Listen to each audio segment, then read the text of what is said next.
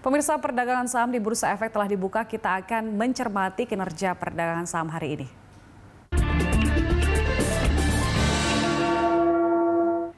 Dan untuk mengetahui pergerakan saham hari ini, pemirsa, kita kembali bergabung bersama analis Bahana Sekuritas Muhammad Wafi. Selamat pagi, Mas Wafi.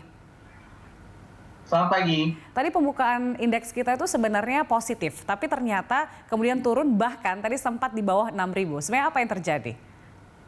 Ya, memang kalau kita lihat untuk hari ini masih minim sentimen positif ya untuk mendorong IHSG kemudian bertahan di teritori positif. Walaupun demikian, saya memang melihat belum ada sentimen negatif lanjutan yang kemudian akan membuat IHSG bisa kita katakan quote-unquote longsor misalkan seperti yang terjadi beberapa hari yang lalu. Jadi kecenderungan IHSG untuk beberapa, paling tidak untuk 2-3 hari ke depan saya melihat kecenderungannya bergerak sideways.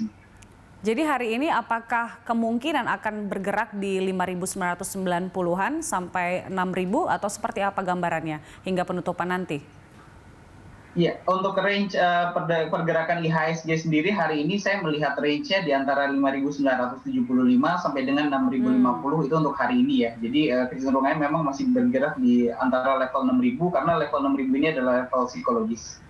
Baik, jadi sektor apa nih yang paling menyumbang paling banyak untuk terkoreksinya indeks kita pada pagi hari ini, Mas Wafi?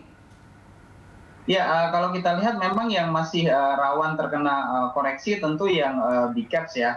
Karena kalau kita lihat dari sisi pembobotan dari IHSG-nya sendiri kan big caps bobotnya sangat besar, terutama dari sektor perbankan. Kalau kita lihat karena beberapa pekan terakhir atau bahkan beberapa bulan terakhir perbankan ini menjadi salah satu objek aksi jual dari investor asing ya. Yang saya melihat memang dari data yang saya kumpulkan dari awal tahun asing ini mulai mengurangi porsi net buying-nya. Kalau di awal bulan kemarin itu net buy-nya masih sekitar 6 triliun, sekarang sudah berkurang sekitar 4 triliunan saja. Baik, ada beberapa kebijakan yang terkait dengan suku bunga dan beberapa kebijakan lainnya yang menstimulus sebenarnya sektor perbankan, dan banyak yang memprediksi sektor perbankan juga yang akan semakin cepat, yang paling cepat untuk recovery-nya. Bukannya harusnya ini menguntungkan untuk big caps kita? Iya, betul sekali. Tapi kalau kita lihat dari pergerakan saham perbankan kan itu sudah tercermin ya. Jadi sudah terpricing in. Karena kalau kita lihat di kuartal keempat tahun 2020 kemarin saja, yang paling cepat rebound-nya dan yang paling tinggi rebound-nya itu adalah perbankan. Jadi saya melihat kemudian ini penurunan dari saham-saham perbankan ini secara teknikal lebih ke arah koreksi teknikal wajar saja. Oke, koreksi teknikal wajar. Nah, kemudian apa stimulus yang kemudian akan membantu indeks kita bisa kembali naik setidaknya di atas 6.100 seperti beberapa pekan yang lalu, Mas Wafi? Apa sebenarnya yang kita tunggu ekspektasi pasar?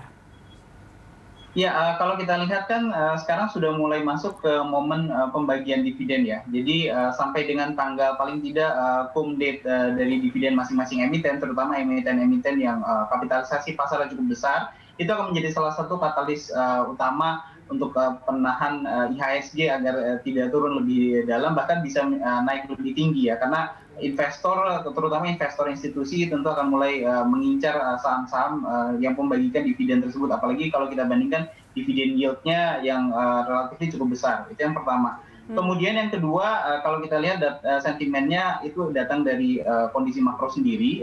Kita lihat masih memantau perkembangan vaksinasi di Indonesia. Jadi itu akan menjadi salah satu perhatian dari para investor, bagaimana progres vaksinasi di Indonesia dan bagaimana nanti grafik terutama penyebaran dari COVID ini diperhatikan apakah akan mengalami penurunan, dan impact-nya nanti akan sistemik dari mulai perlonggaran PPKM misalkan, dari situ kemudian impact-nya kita lihat lagi dari angka pertumbuhan GDP dan nanti akan berurut sampai dengan perkembangan dari fundamental masing-masing emiten. Baik. Mas Wafi, jadi di momen ini sektor mana saja yang bisa kita manfaatkan untuk buy on weakness, Mas Wafi? Ya, untuk saat ini yang pertama tadi ya, momen pembagian dividen, jadi bisa melihat emiten-emiten yang sudah mengajukan jadwal pembagian dividen, yang di data saya yang kapitalisasi cukup besar itu beberapa perbankan, big banks itu sudah mulai membagikan jadwal, itu bisa menjadi salah satu alternatif pilihan bagi para investor. Kemudian yang kedua, karena sebentar lagi kan kita masuk ke momen bulan puasa ya, jadi bulan puasa itu bulan puasa itu bisa menjadi alternatif untuk saham-saham berbasis konsumer di situ. Baik, nah ini berdasarkan informasi ada laporan keuangan BUMN infrastruktur yang semakin memburuk gitu. Bahkan Waskita Karya yang sebenarnya secara fundamental cukup bagus, tapi labanya itu dikabarkan turun 91%.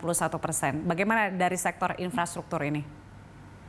Iya, untuk infrastruktur sendiri memang kalau kita lihat harga sahamnya, saya melihat naik lebih awal ya, lebih cepat dibandingkan fundamentalnya. Jadi kemudian wajar ketika harga sahamnya kemudian saat ini terkoreksi. Plus lagi kalau kita lihat dari sisi laporan keuangan juga kami sendiri baru melihat ada recovery dari sisi fundamental paling cepat itu di second half di 2021. Itu yang pertama dari sisi fundamental. Yang kedua kalau kita lihat sentimen positif yang masih ditunggu di sektor konstruksi itu adalah dari SWF ya. Jadi kita masih menunggu ketika SWF itu sudah efektif berjalan, kemudian itu akan menolong sekali bagi fundamental dari emiten-emiten karya karena itu akan menjadi salah satu alternatif perubahan net gearing dari emiten-emiten karya. Apa yang Anda rekomendasikan dari sektor konstruksi dan infrastruktur, Mas Wafi?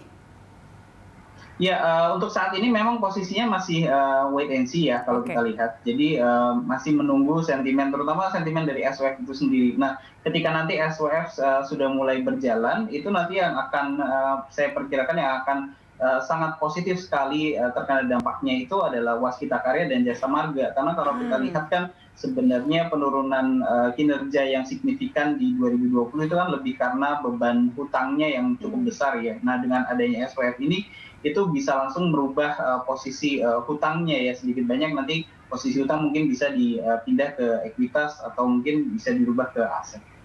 Baik, Mas Wafi, terima kasih untuk informasi dan rekomendasinya pada pagi hari ini. Pemirsa, analis Bahana Sekuritas Muhammad Wafi.